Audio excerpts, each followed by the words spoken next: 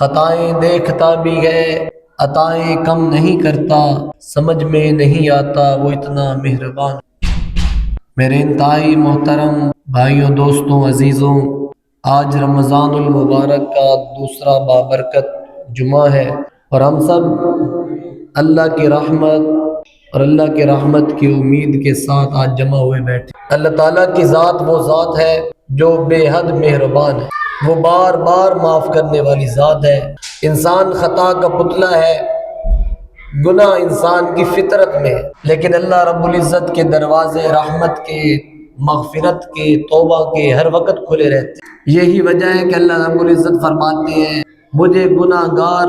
وہ گناہ گار جو گناہ کے بعد توبہ کر لے، فرمایا یہ مجھے سب سے زیادہ محبوب ہے۔ وہ گناہ گار جو گناہ کرنے کے بعد نادم ہو جائے، شرمندہ ہو جائے، فوراً میرے دربار میں آ کر توبہ کرے، استغفار کرے، فرمایا یہ مجھے بڑا محبوب ہے۔ قرآن پاک میں اللہ رب العزت فرماتے ہیں ان اللہ یحب التوابین ویحب المتطہرین، فرمایا بے شک توبہ کرنے والے مجھے بڑے محبوب لگتے ہیں، مجھے بہت اچھے لگتے ہیں، جو اپنے آپ کو پاکیزہ رکھنا چاہتے ہیں۔ فرمایا ہمارا ان سے بڑی محبت کا تھا۔ جناب نبی رحمت صلی اللہ علیہ وسلم نے فرمایا کہ جب کوئی مسلمان توبہ کرے، جب کوئی مسلمان استغفار کرتا ہے، اپنے گناہوں پر شرمندہ ہو جاتا ہے، فرمایا اللہ اتنے خوش ہوتے ہیں۔ پھر آپ علیہ السلام نے مثال دی، فرمایا مثال کے طور پر اگر کوئی بیابان جنگل میں بھٹک جائے، کوئی ریگستانوں میں بھٹک جائے اور اسے کوئی منزل نظر نہ آئے، اور اس کے پاس ایک ہی سواری ہو اور وہ سواری بھی گم ہو جائے، فرمایا جس طرح یہ آدمی مایوس ہو کر ایک درخت کے نیچے لیٹ جاتا ہے موت کا انتظار کرنے کے لیے، اور پھر اچانک اس کی سواری اس کے سامنے آ جائے، فرمایا جتنی خوشی اس آدمی کو ہوتی ہے، اللہ کو اس سے بھی کئی گنا زیادہ خوشی ہوتی ہے جب کوئی ایک بندہ توبہ کرے، جب کوئی ایک بندہ استغفار کرتا ہے، فرمایا اللہ اس سے بھی زیادہ خوش۔ تو اس لیے یہ عشر مغفرت ہے، توبہ کے ساتھ، استغفار کے ساتھ ہم اپنے وقت کو گزارنے والے بنے۔ حضرت علی رضی اللہ تعالیٰ عنہ فرماتے ہیں کہ جب رمضان المبارک کا مہینہ آتا ہے، حضور نے فرمایا کہ جن فرشتوں نے عرش کو اٹھا رکھا ہے، اللہ ان فرشتوں سے فرماتے ہیں کہ اپنی تسبیح بند کر دو، جو تم میری تعریف اور تسبیح اور تحمید بیان کر رہے ہو خاموش ہو جاؤ۔ یا اللہ اب کیا کریں؟ فرمایا میری امت، میرے محبوب صلی اللہ علیہ وسلم کی امت کے روزے داروں کے لیے استغفار کر۔ ساتوں آسمانوں کے فرشتوں کو یہ حکم دیا جائے، انسانوں کی بغاوت، انسانوں کے جرم، انسانوں کے گناہ، انسانوں کی دنداناتی ہوئی بغاوتیں، اس کے باوجود اللہ کی رحمت کا یہ عالم ہے کہ اللہ نے اپنے عرش پر لکھ دیا ہے، فرمایا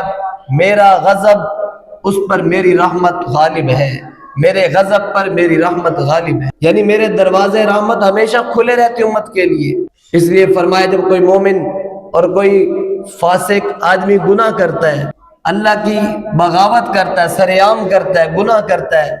تو فرمایا ساتوں آسمانوں کے فرشتے پکار اٹھتے ہیں، چیختے ہیں اور اپنے مالک سے کہتے ہیں ہمارے اللہ، اے ہمارے مالک ہمیں اجازت دے، ہم انہیں زیر و زبر کر دے، تیری زمین پر رہ کر، تیرا کھا کر تیری بغاوت کرتے۔ فرمایا پھر اس کے بعد سمندر کی موجیں اللہ کے دربار میں روزانہ عرض کرتی ہے کہ اے ہمارے مالک ہمیں اجازت دے، ہم ان پر چڑھ جائیں، ہم انہیں غرق کر دیں، یہ تیرا کھا کر، تیری زمین پر رہ کر، تیری چلائی ہوئی ہواؤں سے زندہ رہ کر تیری بغاوت کرتے ہیں، تو ہمیں اجازت دے، اے ہمارے رب ہم انہیں ڈبو دے اور غرق کر دے۔ اللہ فرماتے ہیں ان کی باتیں سن کر ٹھہرو، رکو، تو پھر فرمایا زمین پکار اٹھتی ہے کہ اے ہمارے مالک مجھے اجازت دے، میں نے زندہ زمین میں دنسا دوں، یہ تیری زمین پر رہ کر تیری بغاوت کے بول بولتے ہیں، یہ تیری زمین پر رہ کر تیری نافرمانی کرتے ہیں۔ تو فرمایا اللہ کہتے ہیں خاموش رہو، جاؤ اپنے کام کرو، یہ بندے میرے ہیں، یہ میرے بندے ہیں اور میں ان کو تم سے زیادہ جانتا ہوں، جاؤ اپنا کام کرو، میں تو ان کی توبہ کے انتظار میں میں ان کے توبہ کی انتظار کر رہا ہوں کہ کبھی تو یہ نادم ہو کر میرے دربار میں آئیں گے، کبھی تو شرمندگی کے ساتھ میرے حضور آئیں گے، کبھی تو تر آنکھوں کے ساتھ میرے سامنے آئیں گے، کبھی تو سجدہ کر کے مجھے کہیں گے کہ مالک بہت ہو گیا، خطائیں ہو گئیں، گناہ ہو گئے، معاف کر دے۔ فرمایا ہم تو معاف کرنے کے انتظار میں کہ آئے تو صحیح۔ اس لیے فرمایا جب کوئی مومن توبہ کرتا ہے، جب کوئی مسلمان اپنے گناہوں پر توبہ کرتا ہے کہ اللہ آئندہ نہیں ہوگا، جو ہو گیا خدشو ہو گیا، اب معاف کر دے، فرمائے ساتوں آسمانوں پر جشن کا سما پیدا ہو جاتا، ساتوں آسمانوں پر روشنیاں پھیل جاتی، جیسے لائٹنگ کی جاتی ہے، نور جگمگاتا ہے، فرشتے آپس میں مسکراتے ہیں، ہنستے ہیں اور پوچھتے ہیں جبرائیل امین سے کہ آج کیا معاملہ ہے، 7 آسمان روشن ہو گئے، اللہ آج بڑے خوش نظر آ رہے ہیں، آج سارا آسمانی ماحول بڑا نورانی بن گیا ہے، نورانیت میں اضافہ ہوتا چلا جا رہا ہے، کیا بات ہے؟ تو جناب جبرائیل کہتے ہیں اصلح العبد علی مولاہا، لوگوں اور اے فرشتے کی جماعت سنو، آج زمین پر ایک ابن آدم نے توبہ کی، ایک مسلمان نے آج اپنے گناہوں سے توبہ کی، یہ اس کے اعزاز میں اتنا کچھ کیا جا رہا ہے۔ دیکھو نا یہ قمیض ہے، کتنا ہے؟ بمشکل کوئی 2 میٹر، چھوٹا سا کرتے کو دھونے کے لیے ایک پانی کی بالٹی چاہیے، لیکن میرا اللہ کہتا ہے 70 سال کے گناہ بھی لیا، 80 سال کی خطائیں بھی لیا، لیکن اس کو دھونے کے لیے بالٹی پانی کی ضرورت نہیں، فرمایا ایک آنسو لے کر آ جا، ایک آنسو، اور وہ بھی ایسا کہ آنکھ سے باہر نہ نکلے،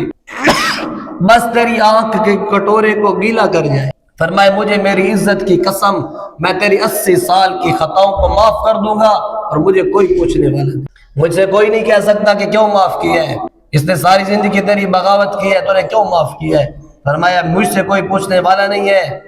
میں سارے گناہوں کو معاف کر دینے والا ہوں۔ اس لیے فرمایا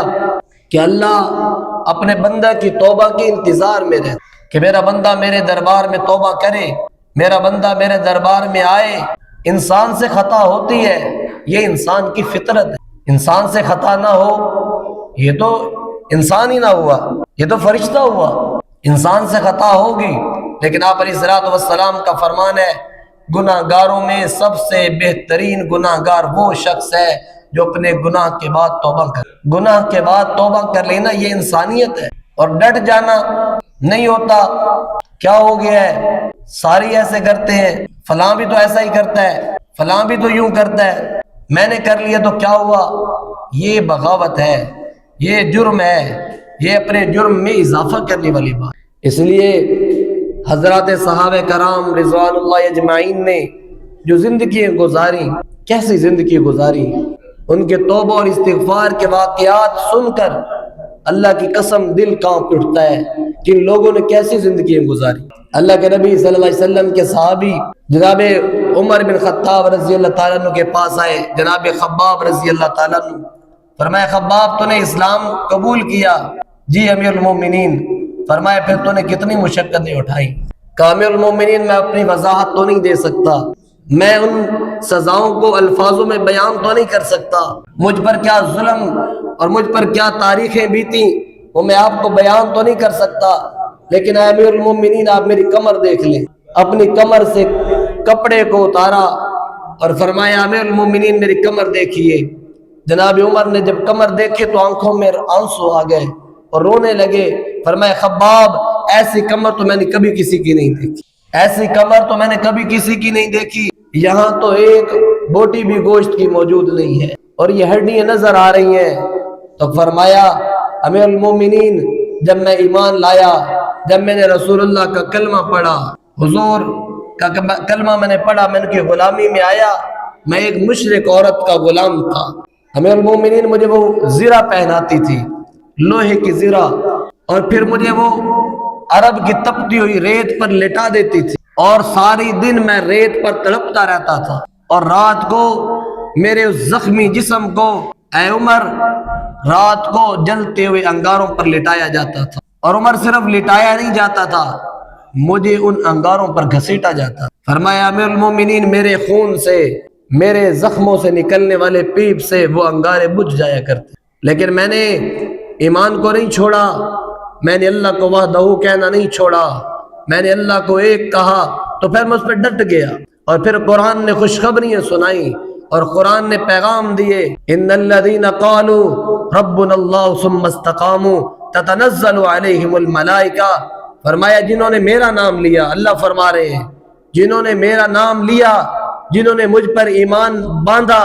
جنہوں نے یہ کہا کہ اللہ تو ایک ہے، تیرے ساتھ کوئی نہیں ہے، نہ تیری کوئی مثال پیش کر سکتا ہے، نہ تیرا کوئی ہمسر ہے، نہ کوئی مشکل کشا تیرے بغیر، نہ کوئی داتا تیرے بغیر، نہ کوئی حاجت روا تیرے سوا، تو ہی تو ہے جس نے یہ کہا، اور پھر وہ اس بات پہ ڈٹ گیا، جم گیا، دنیا کے کفر کے سامنے، بڑے بڑے مصائب اور علام کے سامنے وہ کھڑا ہو گیا، فرمایا ہم اس پر اپنی رحمت نازل فرمائیں گے، فرشتوں کے ذریعے ہم اس کی مدد کریں گے، یہ ہمارا وعدہ رہا۔ تو اس لیے صحابہ کرام رضوان اللہ اجمعین نے قربانی دی۔